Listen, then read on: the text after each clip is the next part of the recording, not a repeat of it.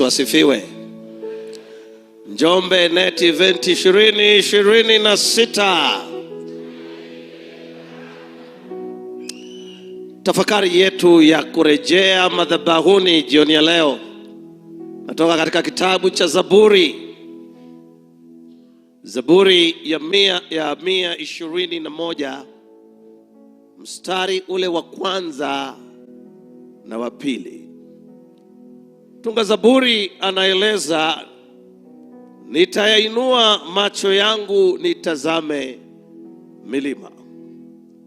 Na kisha anauliza swali, anasema msaada wangu utatoka wapi? Na kisha anajijibu, msaada wangu ukatika Bwana aliyezifanya mbingu na nchi. Katika safari ya maisha, safari ina milima na ina mabonde. Kwa wasafiri wengi, hakuna barabara iliyonyooka peke yake isiyokuwa na kona, isiyokuwa na miinuko, wala isiyokuwa na mabonde. Katika safari zetu, hasa hapa Afrika, si mabonde tu na mashimo na mawe. Katika nyakati hizo ambazo zinafananishwa na safari, waweza ukajiuliza ya kwamba katika magumu haya na changamoto hizi, milima hii mikubwa ninawezaje kuivuka? Msaada wa milima ya matatizo utatoka wapi? Magonjwa yanapokuandama, madeni yanayo kufanya kichwa chako kiume, malezi ya watoto, changamoto za biashara, changamoto za kazini, milima ya taabu, msaada wako unatoka wapi katika nyakati kama hizo? Msaada wako, Daudi anasema, ukatika Bwana. Tunapokwenda katika maombi, miguuni pake Yesu, maneno yake tamu, mahali palipo heri niwepo kila siku. Miguuni pake Yesu, hapa nafanya sala.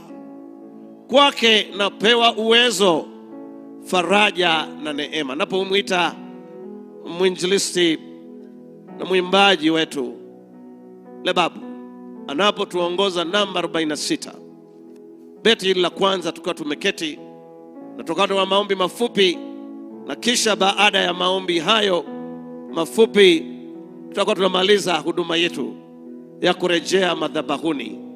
Na wakati huo, wale walioko katika vituo vyetu mbalimbali, unaweza kuandika ombi lako, prayer request yako, nasi tutajumuika nawe katika kuomba pamoja. Lakini pia kama unazo shuhuda, unaweza pia kuandikia, nasi tutaziwasilisha hapa kuwatia wengine moyo ya kwamba Bwana anajibu maombi. Miguuni pake Yesu.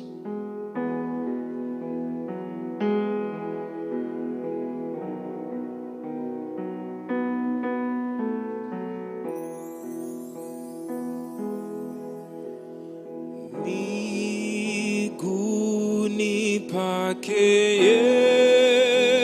Yesu,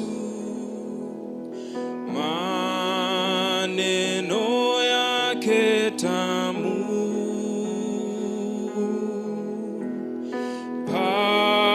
pahali palipo heri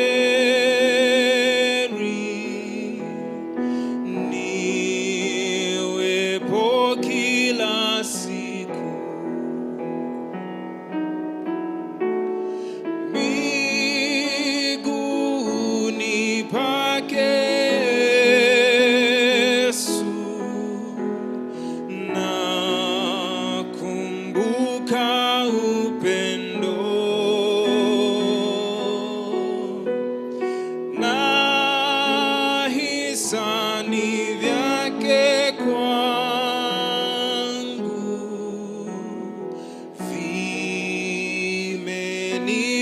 kuvuta moyo. Tusimame. Miguuni pake Yesu, hapa pahali bora pa kuweka dhambi zangu,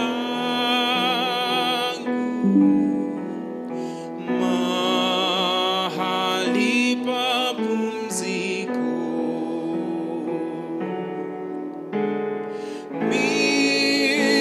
Miguuni pake Yesu, hapa nafanya sala, kwake napewa uwezo,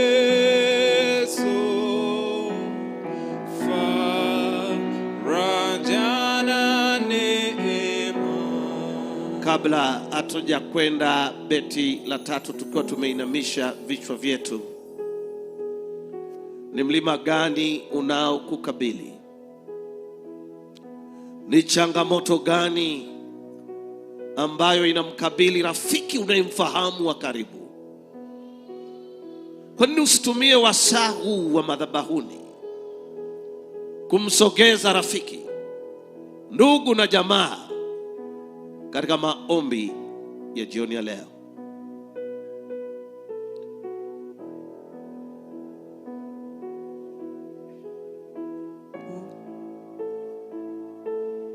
Baba mtakatifu wa mbinguni, katika utulivu na ukimya na katika sauti ya upole, ndipo uliposikika kuzungumza na watoto wako. Bwana, tunakupazia sauti za mioyo yetu. Milima inayotuzunguka ni mikubwa, mingine haielezeki, na huenda tunajiuliza maswali kama Daudi, msaada utapatikana wapi? Bwana, kwa siku 21 msaada wetu upatikane katika Bwana. Bwana, ikiwa ni mlima wa magonjwa, Bwana ukatuponye. Ikiwa ni milima ya mahusiano, Bwana ukatuinue. Ikiwa ni milima ya madeni, Bwana ukatukomboe. Bwana, siku hizi 21 ziwe siku za kuona uso wako. Neema na baraka zako ziandamane na kila mmoja wetu katika vituo mbalimbali, na hasa vya majumbani na vile vya barabarani, kwa utukufu wa jina lako, kwani tunatambua msaada wetu halisi unatoka katika Bwana, katika Kristo Yesu Bwana wetu. Amen.